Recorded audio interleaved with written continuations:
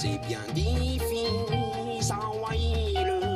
mais c'est bien plus beau. Dali, daladi, adadi, que la peinture à l'eau. C'est Pierre. Pierre, Bobby, je sais pas, c'est magnifique. Il y a de l'effort musical, attention, ben oui, c'est que oui, derrière, il y a des petites mains qui se cassent la nénette pour nous trouver des petites musiques adéquates. Alors, avec Myriam Sera ce matin, nous allons vous emmener aux Pays-Bas. Pourquoi les Pays-Bas? Parce qu'il y a là-bas un mouvement artistique très très important, le mouvement de Stel. Je ne sais pas si je prononce bien, mais oui, c'est ça, de Stel. Thomas. Avec entre autres une figure de proue qu'on connaît, qui est Piet Mondrian. Piet Mondrian, Peter, Pierre en fait, en français, Pierre, voilà. C'est Pierre, c'est mon Pierre. Mondrian.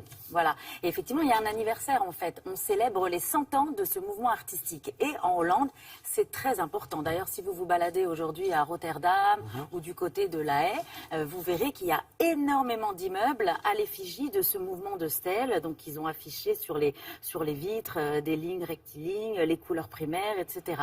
Alors, pourquoi est-ce que c'est important? Parce que cet anniversaire, en fait, si vous voulez, ce mouvement artistique, c'est la contribution artistique néerlandaise la plus importante sur l'art international, si vous voulez. Le mouvement de Stel... Plus que le Bauhaus. Enfin, en tout cas, c'est équivalent. C'est équivalent. Le mouvement de Stel représentait au XXe siècle ce que Rembrandt représentait au XVIe ou Van Gogh au XIXe.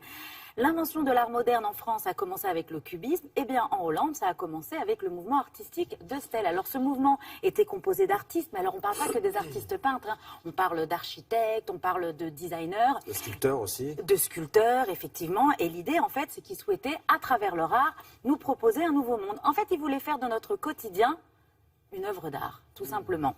Alors, et puis c'est très très épuré, donc on enlève, tout est réduit au minimum. C'est un art qui était absolument abstrait, géométrique, avec des lignes primaires, des couleurs.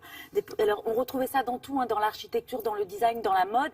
Et d'ailleurs, ça a fait un carton à l'époque, mais jusqu'à notre époque aussi, puisque moi-même, par exemple, j'ai utilisé des produits cosmétiques à l'effigie de la peinture de Mondrian, ou porter un t-shirt. Enfin, on connaît tous ce mouvement de Stel, donc je vous propose d'aller à La Haye, au musée qui possède la plus grande collection au monde. Et après, on a fait un petit bout de chemin, on a été à Amersfoort, dans la maison natale de Mondrian. Regardez.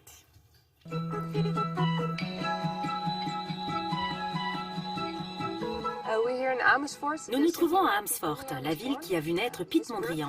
D'ailleurs, sa maison natale se trouve derrière moi, juste de l'autre côté du canal. Il y vécut les 8 premières années de sa vie. Sa famille était catholique et menait une vie religieuse fervente et stricte. Piet Mondrian père était directeur d'école et menait sa famille à la baguette. Malgré tout, toute la famille avait une sensibilité artistique développée. Le père était professeur de dessin et l'oncle était peintre confirmé aux Pays-Bas.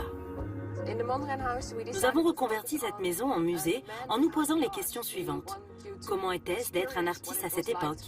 Comment traverser les époques et faire évoluer son travail artistique? On a vraiment essayé de rentrer dans la tête de Mondrian pour comprendre au mieux son travail et ses expériences, telles que sa vie à New York, par exemple.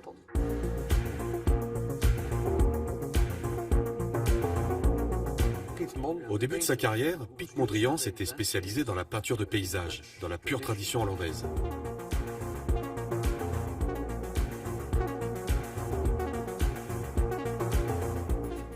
L'année 1917 voit naître le mouvement d'avant-garde de Stel, avec à sa tête des artistes comme Mondrian ou Bart van der Lek. Chacun se nourrissait des idées de l'autre. Van der Lek a une formation de maître verrier. Et ses premiers tableaux témoignent d'une vision artistique originale en utilisant peu de couleurs, rouge, jaune, bleu.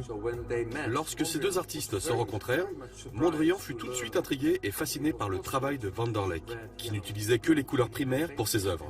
Il a fallu à Mondrian plusieurs années pour perfectionner et essayer de comprendre cette nouvelle manière d'appréhender la peinture.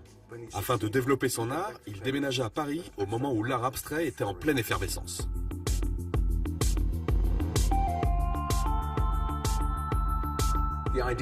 L'idée de base du courant artistique de Stel était de chercher de nouvelles formes universelles de beauté, d'imaginer de nouveaux codes esthétiques qui séduiraient le plus grand nombre et qui incluraient l'art et la culture.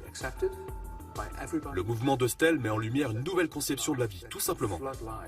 Une nouvelle manière de vivre à laquelle le monde entier pourrait adhérer.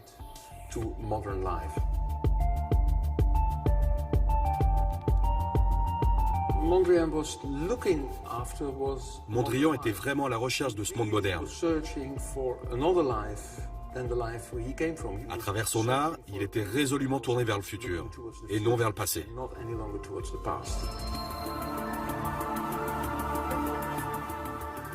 Dites-moi, il est joli ce petit Mondrian au mur, si on veut se l'offrir, parce qu'on se disait, tiens, avec les garçons, ce serait bien. Vous faites un chèque de 35 millions d'euros. C'est la dernière œuvre de Mondrian, inachevée. Il est mort avant de l'avoir terminé. Voilà, à New York, c'est en 1944. Un petit rabais si c'est pas fini. Il a raison. Demande au propriétaire. Mon maçon, quand il finit pas un truc, ça va moins cher. Exactement.